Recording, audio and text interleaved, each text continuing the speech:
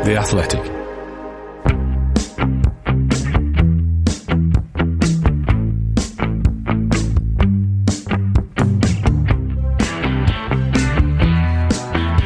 Hi folks, welcome to another episode of the Athletic FPL podcast. I'm Mark McGettigan. You'll find me on Twitter at FPL General. Recording this episode on Sunday evening, just after the Nottingham Forest Tottenham game, which was a rollercoaster ride for Kane owners with the brace, the penalty miss, a yellow card, and arguably should have been sent off at the end as well for a challenge that went unpunished by the referee. Saturday was a day FPL managers will never forget. Mohamed Salah somehow blanking in a 9-0 win for Liverpool, and Erling Haaland buying in a second half hat-trick for Manchester City. Still can't get my head around it 24 hours later. On today's podcast, I'll do a quick review of the game week, update the watch list, answer questions from Twitter, and take a look at captaincy and potential transfers for game week 5. Remember, it's a Tuesday deadline this week, 6 p.m. UK time, so don't get caught out by that. If you'd like to become an Athletic subscriber, visit theathletic.com/FPL pod to avail of the latest discount offer for new subscribers.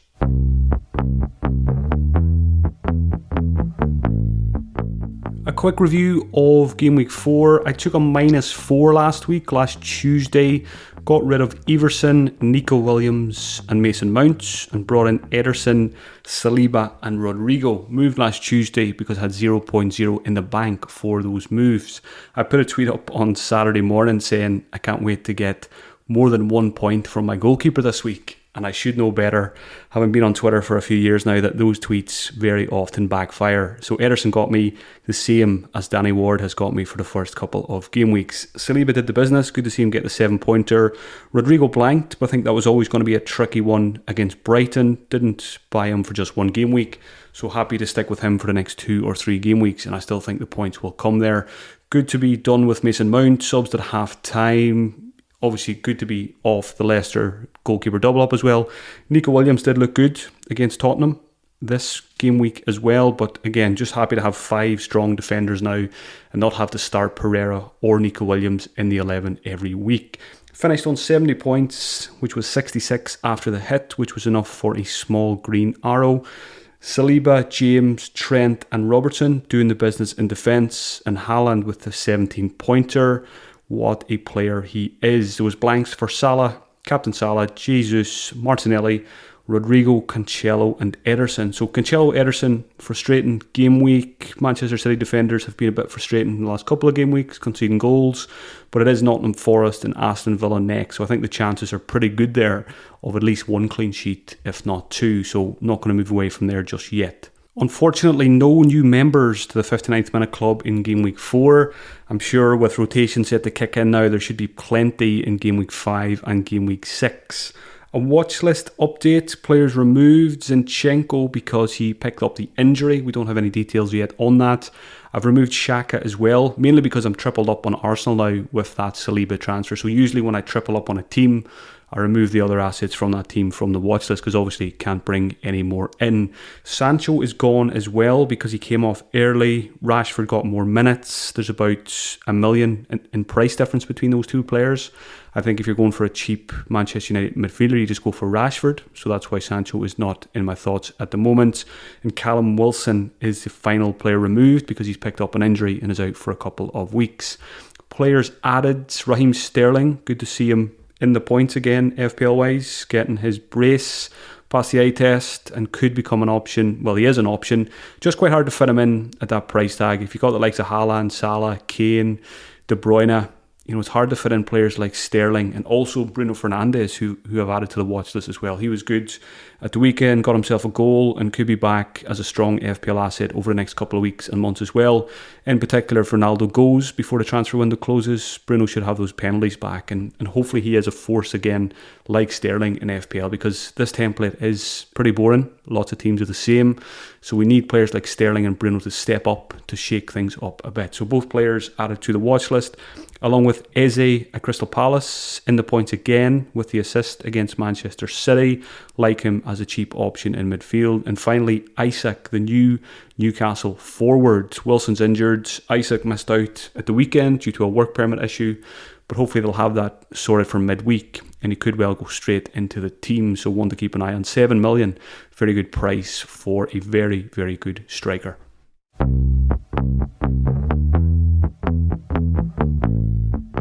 Time to answer some Twitter questions now. Picked out 10 of the best as always. The first one is from FPL Bean Counter. With rotation likely from now on, should we be ensuring our squad consists entirely of players who start? That would mean getting a third playing striker instead of the 4.5 bench fodder, and likely moving to a 3-4-3/4-3-3/5-2-3. So yeah, it's going to get tricky for us now. First 4 game weeks have been pretty plain sailing in terms of picks and rotation and all that. We've got a midweek game week 5, then game week 6 is the weekend, and then Champions League and Europa League every week for the European teams right up until the World Cup. So at this point, part of my transfers last week had this in mind. I didn't really want to have to play Nico Williams or Andres Pereira every week. I'd rather them as a first sub or a second sub. So with the Saliba transfer, Pereira will just be my first sub most weeks now. And I'm probably going to need him more than I have done so far in the first 4 game weeks. Overall, rotation, I don't think we need to worry too much about it. I still think with the 5 subs, a lot of players will get 15-20 minutes if they don't start games. And again, it's the big players, it's the important players from teams anyway that are in our FPL team. So like I said, unlikely that they're going to completely miss out on 0 minutes in any given game. It will happen to some players, but as long as you've got, in particular, one good first sub. I've seen a few people who wildcarded last week, and I mentioned this to a few people as well. If you are wildcarding soon, it's probably worth thinking about getting a strong 12th player, maybe even stronger than a Pereira or a Nico Williams type. Spend a wee bit more in that position, because I think that 12th player will come in a lot more often now over these rotation risk weeks. So I'm not too worried. Pereira's my first sub. Harrison Reed is my second. At least he plays every week. Then I've got Plange, who has been loaned out now. So I've only, I'm one down already, but he was never going to see any minutes anyway. So overall, I think you can think about putting a little bit more cash into your 12th man. But if you got the likes of Pereira, Nico Williams, even Patterson, they're not too bad if you keep an eye on the fixtures with those players as well. And if they come in and they've got a decent fixture, it shouldn't be too bad. So I wouldn't be going out of my way to worry about the rotation. The question said, should we have a squad of entirely players who start? I don't think so, because some of the best FPL picks in the game are huge rotation risks. Perisic is the one that comes to mind. And I just think he's that good when he does start that you just kind of got to take the rotation on the chin. You take the 20 minutes here and there, and even in 20 minutes, he could get a goal or assist anyway. So yeah, I wouldn't be selling players just because you're fearful of rotation. I think some people were fearful of Robertson getting rotated game week 4. He goes out and gets a 9-pointer. Again, people are still thinking about selling Robertson for the same reason for midweek.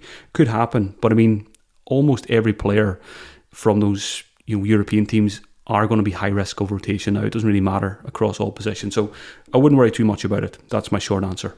Question from Josh: who are the best Zenchenko replacements depending on his time out? So yeah, we still don't know any details on Zenchenko, so keep an eye out for Arteta's press conference on Monday or Tuesday ahead of the midweek game. If it turns out that Zenchenko is going to be out for a while and you need to sell him, I think an obvious place to go is just go to another Arsenal defender. You could go to Gabriel or Saliba. I rate them quite equally. In my head, Gabriel is still a little bit safer in terms of staying in the team, but I think both of them have been brilliant, and I really don't see Arteta breaking up that centre-back partnership. So I like the cash saving on Saliba. That was why I brought him in last week. Just gives you that little bit of flex for other transfers. Other options, just while I'm on Gabriel and Saliba, Arsenal still have good fixtures. So they've got Villa next, great fixture, Manchester United, then Everton and Brentford. So the next 4 weeks are pretty good for Arsenal in terms of fixtures. Other options, Cucurella, still like him as an option.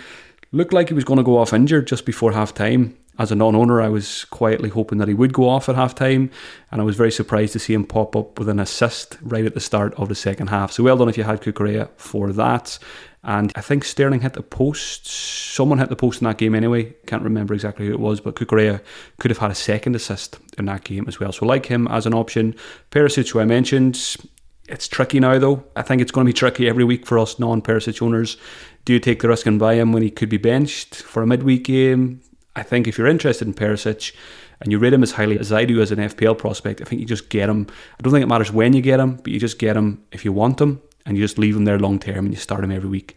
So Perisic, Cucurella, and I still like Lewis Dunk as well if you want to spend a little bit less on your Zenchenko replacement. So plenty of good defensive options out there. Question from Dominic Hurst about the Manchester City defence, more so Cancelo. Should we stick or ship? Dominic was thinking about Lewis Dunk to free up funds to upgrade a cheap midfielder to someone like Gross or Rodrigo, or even a cheap attacker to Mitrovic. Yeah, I like both of those ideas, upgrading a cheap midfielder to Rodrigo or Gross, who are two very good options. Mitrovic is right up there as one of my most wanted players as well, so I don't mind people upgrading their 4.5 striker to get Mitrovic in somehow. Question is, do we stick or twist with Cancelo? For me, I'm happy to stick, and it comes down to fixtures, which is Nottingham Forest and Aston Villa, like I said. Looking into the numbers, and again, going to mention a few numbers on the podcast today, but it's still only 4 game weeks of information, so always take them with a pinch of salt, because things can change very quickly in terms of numbers when it is such a small sample size. But it's not looking good so far for Cancelo. Among all defenders in the game, he's 37th for expected goal involvement. Now, usually we would see him in the top 5. The players who are in the top 5 for expected goal involvement among defenders are Trent, Reece James, Nico Williams is right up there, which is great for his price, and Perisic is also in the top 5 there as well. So we really need to see an improvement from Cancelo, and in the back of my mind I'm thinking probably looking at a wild card around game week 8, game week 9. So it's going to be one where I probably just keep Cancelo until the wild card, and then look at the numbers again, in terms of the eye test as well. It might be a case where we lose him, because he might just not be the asset that he was last season. But for me, it's still too early to make a call on that one. So just going to write it out for at least 2 more game weeks and come back to it then. Question from Harry McMullen. If I can't afford Trossard or Gross, how viable is Solly March as a Brighton asset? Harry says he loves his flexibility in Potter's system, and he had several big chances to score against Leeds. So while I was having a look at the defensive numbers, I had the website open, so I said I may as well have a look here at Solly March as well. He's not on my watch list, but when you look at the numbers, maybe he should be, because his numbers are as good, and some of his numbers are better than Gross and Trossard. So just a few of them.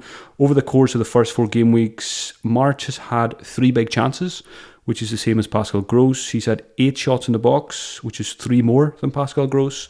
Trossard does have more shots in the box on 9, and March's XG is slightly higher than Trossard's, but it is behind Pascal Gross. So I think all 3 are viable. I still favour Gross. I just think he's on it this season. He's playing better probably than he ever has done.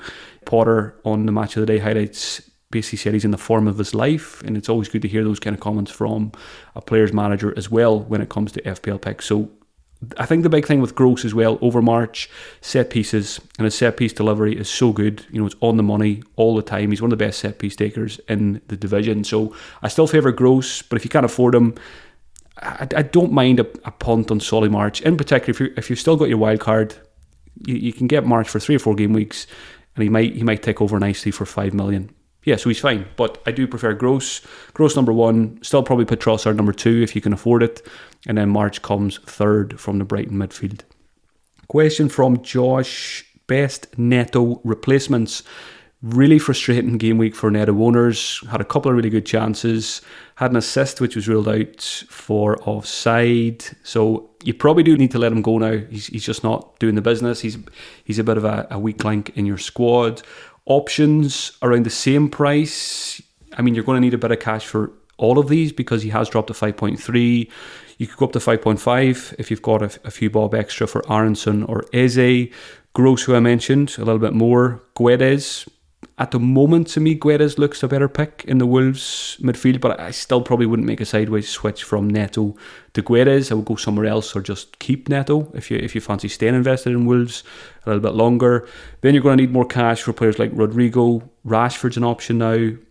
The other option then is you just go cheap. You could go right down to 4.4 or maybe 4.6 to De Silva, who's still getting minutes for Brentford, and then maybe with your second transfer this week or your Game Week 6 transfer, you use the cash you saved from Neto to De Silva, and then you do something else. Or if you don't own Andreas Pereira, I always assume most people do, but I'm sure some people don't, you could do him as well and just free up cash for future transfers. So again, plenty of options out there. but there's not any, real amazing options unless you spend a little bit extra. Next question is from George Butters. Is moving from Salah to Luis Diaz for funds crazy? I don't think it's crazy, but it's not something I would advise doing. I think Salah and Diaz as a combination is probably what we should all be looking at in our midfields. I'm on Robertson, Trent and Salah. Ideally, I'd be on Trent, Salah and Diaz. I just think Diaz is a better option than Robertson for the time being, even though Robertson did pretty well himself in that 9-0 victory. I just feel with the injuries, with the suspension to Darwin, I know it's probably only one more game now, but Diaz is just such a classy player, and I'm always very fearful when I'm watching a Liverpool game. I'm fearful on one hand that they're going to concede because they haven't been great defensively, and every time they attack, Diaz is heavily involved and just looks so good. So I wouldn't sell Salah, but I would look to try and get Diaz in if you can easily alongside him, because I think that's probably the best way to go. Diaz or Salah himself, I know people are frustrated after a blank in a 9-0 victory, 18 attack and returns for Liverpool in that game, 0 for Salah. That will never ever happen again to a big asset in a 9-0 victory. Might not even see a 9-0 victory again for a few years. So don't sell Salah just because you're annoyed. He had 2 big chances in that game.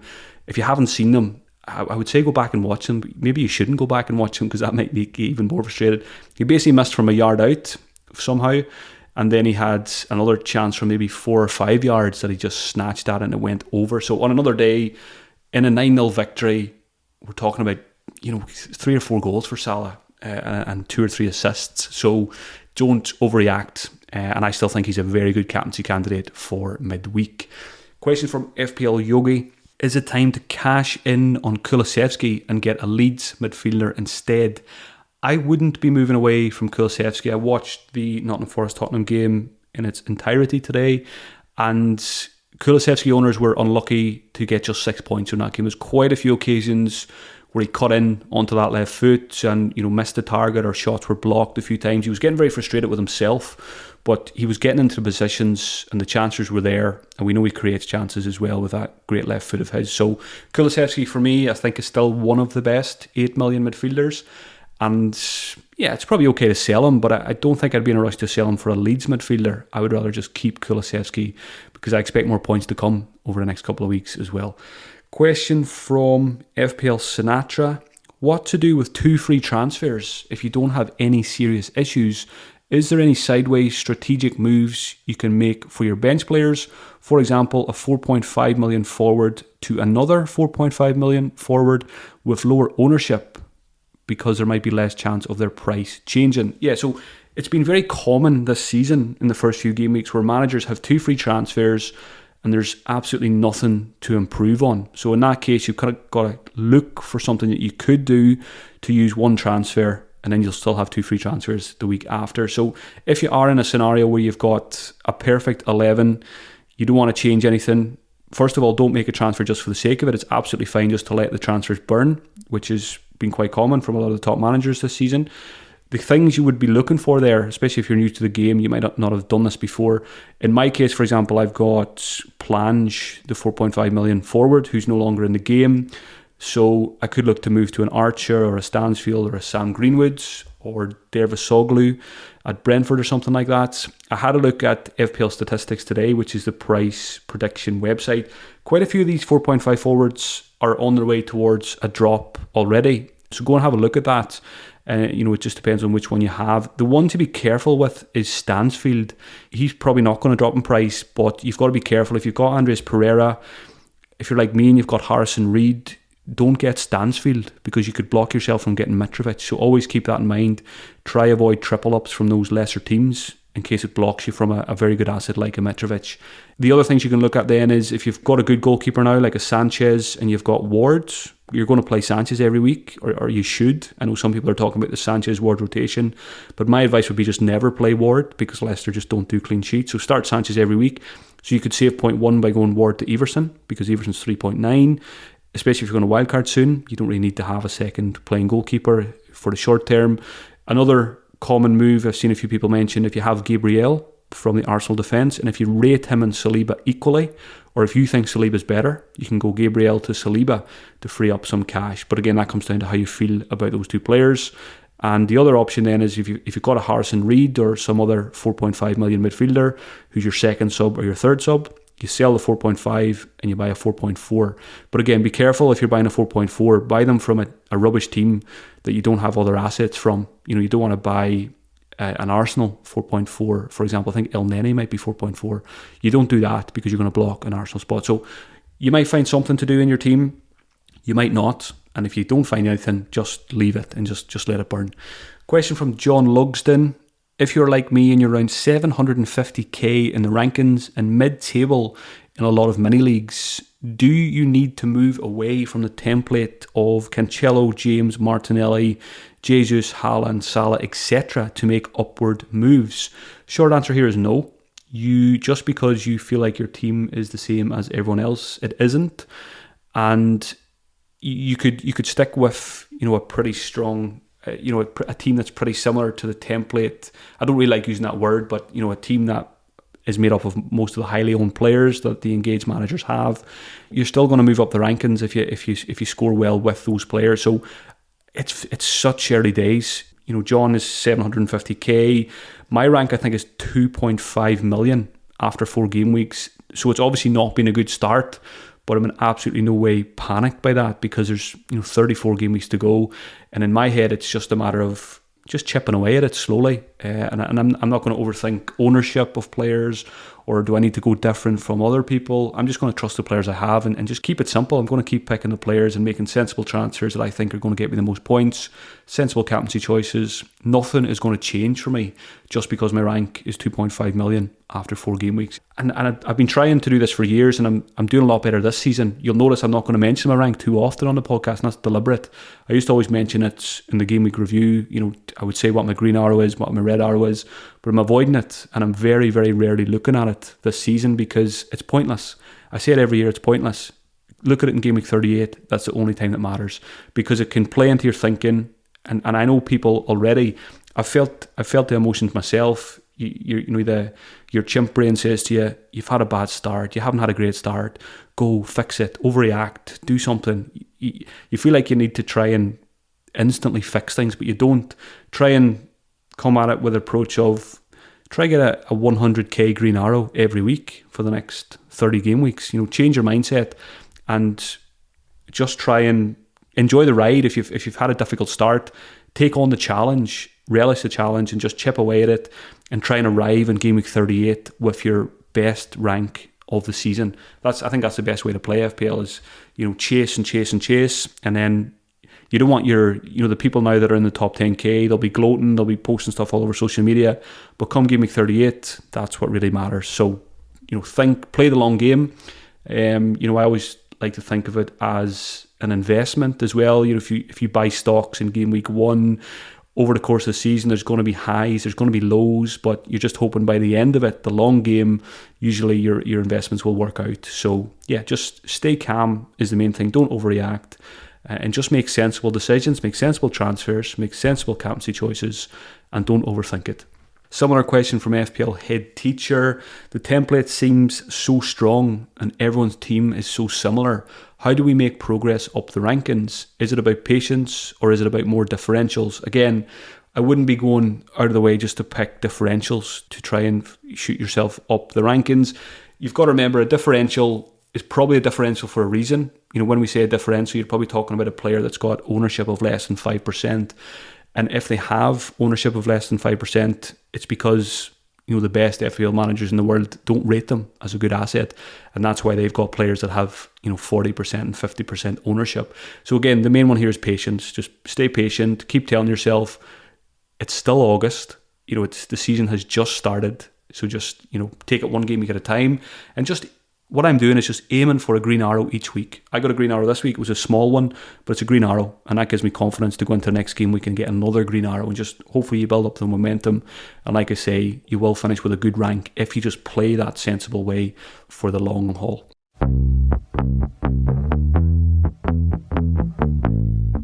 Game week 5 captaincy now. I put a poll on Twitter this evening, and to be honest, I made a mess of the poll. I put 2 options in it when I should have put 3. I put Haaland and Salah, and I should have put Jesus in there as well against Aston Villa. So this is not the best gauge of captaincy that you'll ever hear from me. But the two options, Haaland came out way on top against Nottingham Forest with 63% of the vote. Salah against Newcastle got 27%, and other got 9.2%. But like I said, I think if I put Jesus in there as a third option, that would have changed things quite a bit. So Salah has Newcastle, Haaland and Kevin De Bruyne have Nottingham Forest at home, Jesus home to Aston Villa, Harry Kane is away to West Ham. So I think the best candidates are probably those four. And at the moment in my team, after his hat-trick at the weekend, I placed the armband on Haaland because I think Nottingham Forest at home is a better fixture than Newcastle at home for Salah. But again, we've got that slight fear of Pep Roulette, don't we? So that's what I need to weigh up between now and Tuesday's deadline. Do I think Haaland gets a rest or gets reduced minutes, or do I just captain him anyway? Because even if he did get 20 minutes, this guy could get a brace.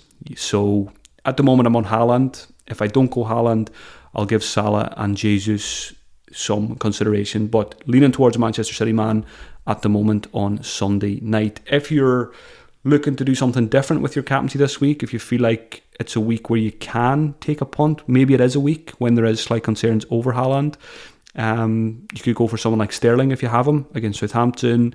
Rodrigo, I think, is a really good fixture at home to Everton. And then if you've got Luis Diaz, I like him as an alternative captain against Newcastle as well. So plenty of options as usual out there for the armband this week. Game week 5 transfer thoughts. Most likely going to bank my transfer because my team looks pretty good on paper. No major weaknesses, no injuries, no suspensions or anything like that. The top 3 targets for me at the moment are Perisic, Luis Diaz and Mitrovic. To get Mitrovic requires a bit of surgery because I've got a 4.5 striker. To get Perisic means I would need to lose a good asset like a Robertson, a Trent, a James or a Cancelo or a Saliba. So I'm slightly concerned about Perisic starting midweek, so I'll probably just go another week without him.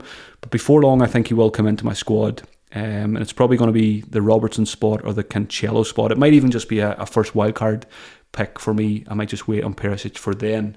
Luis Diaz, again, tricky to get there because I moved away from my 8 million midfield spot by selling Mason Mount for Rodrigo last week. And I've got triple Liverpool, so that requires a bit of surge as well. So I'll probably just stick with Robertson again until the first wild card and then maybe make the switch to Diaz at that point. But hopefully by then, Robertson has proven himself that he should stay in the squad long term.